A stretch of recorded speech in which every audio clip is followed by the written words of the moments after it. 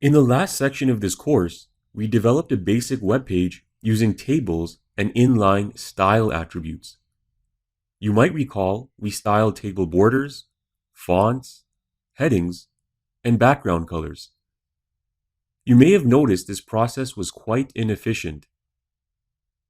We repetitively had to keep placing the same style attributes over and over again for any document element that we wanted to apply a style to.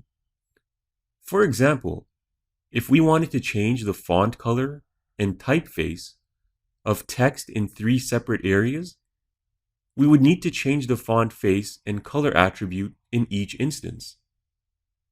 This made the process inefficient and the code quite lengthy. Secondly, when we put the web page together, we put the contents in tables using rows and columns. This helped make the page look organized, but there really wasn't too much flexibility in the positioning of our content. We were more or less limited to left, center, or right alignment attributes. More so, we were unable to stack multiple objects on top of one another. For example, if we inserted an image into a table cell, we could not place any other object underneath or on top of that image, a concept known as layering. In this section of the course, we're going to explore the world of CSS, Cascading Style Sheets. CSS helps eliminate all of these issues and makes the development process much more flexible, efficient, and browser-friendly. Once you start developing sites using CSS, you'll likely never use table-based website layouts again. This doesn't mean you'll never use tables.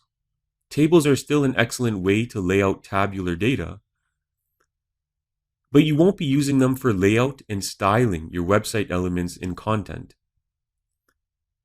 So what exactly is CSS?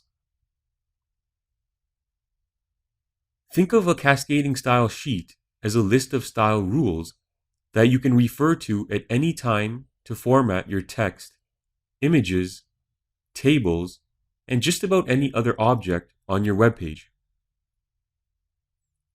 These style rules are entirely user-defined, meaning you make them based on your needs. They are highly customizable and easy to use. Furthermore, you can link each page on your website to a single style sheet and update hundreds or even thousands of pages simultaneously. At this time, you might be wondering what a cascading style sheet looks like. Well, we touched on it in the beginning of the last section. If you recall, we introduced the style tags and created a single style rule to define the web page text color. If you've forgotten, then don't worry. We'll be working extensively with style sheets during this section.